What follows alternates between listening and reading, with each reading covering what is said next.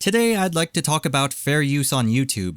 It's in response to the Nostalgia Critics video called Where's the Fair Use, where he talks about YouTube's DMC takedown system and how movie studios are abusing it to silence their critics. I've always wanted to do a video discussing fair use in video games, and since the spotlight is on this topic, I might as well do it now.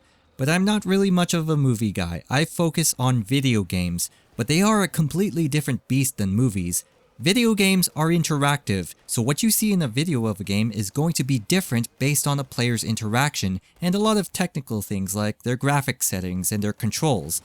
I don't know the extent that it affects the movie industry and the YouTubers that do movie reviews other than what they say on their videos, but here in the video game industry, I'd imagine we have many more smaller studios, or indie developers as we call them, and they, along with some of our AAA developers, are much more engaged with the gaming community. In some cases, we can talk directly to developers on their own forums. They understand Let's Plays and streaming. They understand the value they get when they let players show off their games for them, and as a result, they usually have policies that allow you to use footage from their games in your videos.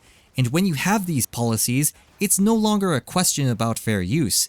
Their policies go as far as to outline how you can monetize their copyrighted material.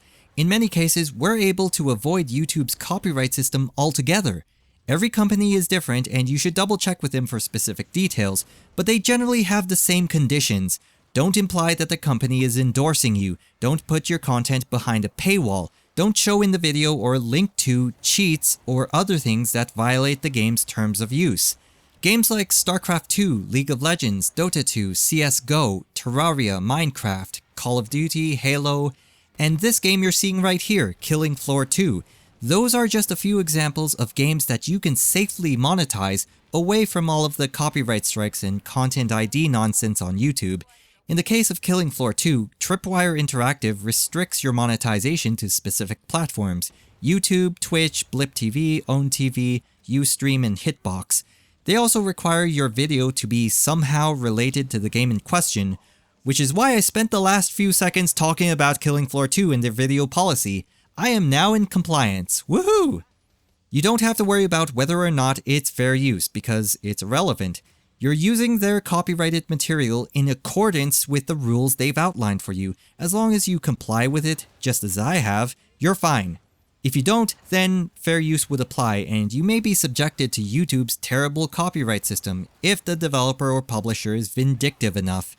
There are companies out there that don't have these kinds of policies, or they say one thing and do another. I've actually been very careful to avoid these types of companies. If you remember a few years ago, Total Biscuit was the target of copyright claims by Sega, along with a lot of other smaller YouTube channels. He has a lot of influence in the industry, and he can bounce back. In this case, Sega removed the copyright strikes from his channel.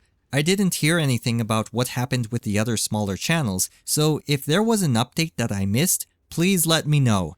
That's another thing. Not everyone will be up to speed when these types of things happen, so here I am continuing to avoid anything by Sega.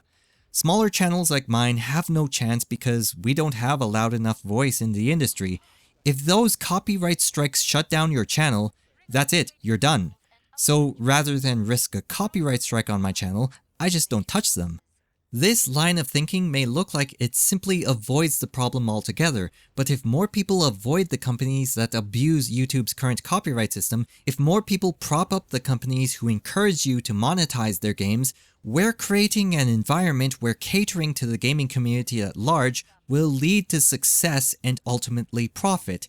They are businesses after all, and they need to make a profit. You're voting with your wallet, or as content creators, you're voting with the content you create, and the viewers will vote with the time they spend watching the content. But this is more of a long-term solution, and we won't see the effects of it for years. But it will have an effect on them, even if YouTube doesn't improve their system. Either these companies adapt to our rules and our culture, or they slowly fade away. The more immediate and short-term solution would be for YouTube to improve their system.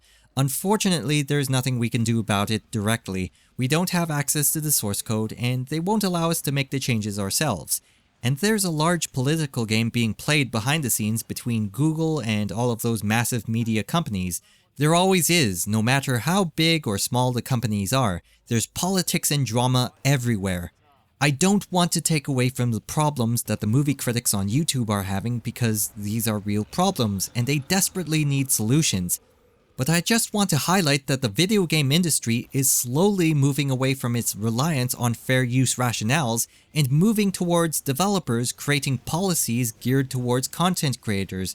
There's always going to be companies that abuse the systems in place, and we still have gamers on YouTube who are affected by this. But as long as you vote with your time and vote with your wallet, these companies will either change for the better or they go away. There's hundreds of active game developers and publishers and thousands of games on the market. There's a healthy amount of competition and we're forcing them to compete. For us, the fair use rationale is now a last resort. As amazing as it is in copyright law, we no longer have to rely on it completely. If you want a list of companies that allow you to monetize their games, there's a link in the description. You can go there, find the company's video policy, and if you're allowed to monetize their gameplay footage, you're good to go. And to the movie critics and other non-gaming channels who are affected by this on YouTube, keep up the good fight.